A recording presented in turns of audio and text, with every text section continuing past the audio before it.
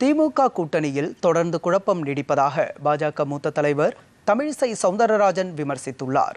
சென்னை தியாகராய நகரில் உள்ள தமிழக பாஜக அலுவலகத்தில் தேசிய ஜனநாயக கூட்டணி சார்பில் பாஜகவுக்கு ஒதுக்கப்பட்ட 27 தொகுதிகளுக்கான வேட்பாளர் தேர்வு குறித்து ஆலோசனைக் கூட்டம் நடைபெற்றது.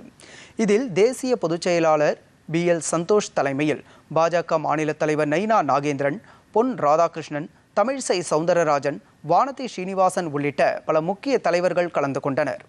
பின்னர் செய்தியாளர்களிடம் பேசிய தமிழிசை சவுந்தரராஜன், தேசிய ஜனநாயக கூட்டணிக்கு மக்களிடம் அபரிமிதமான ஆதரவு இருக்கிறது, ஆகவே தாமரை நிச்சயமாக வெற்றி பெறும் என்று தெரிவித்தார்.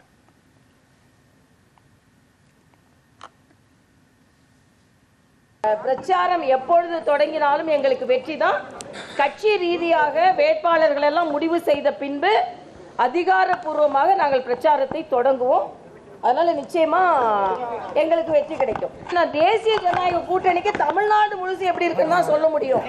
அதனால நேற்றைய தினம் மரியாதைக்குரிய அண்ணன் எடப்பாடியார் அவர்களுக்கு எவ்வளவு ஆதரவு இருந்தது என்று நீங்களே பார்த்திருப்பீங்க.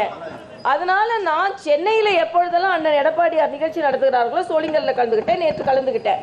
அதனால மகிழ்ச்சி தான். தேசிய ஜனநாயக கூட்டணியின் இன்னொரு தலைவர் என்ற முறையில் கலந்து கொண்ட அபரிதமான ஆதரவு இருக்கிறது.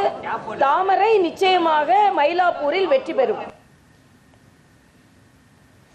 தொடர்ந்து பேசிய பாஜக தேசிய மகளிரணி தலைவர் வானதி ஸ்ரீனிவாசன், தேசிய ஜனநாயக கூட்டணியின் தேர்தலில் வெற்றி வாய்ப்பு பிரகாசமாக உள்ளது என்றார்.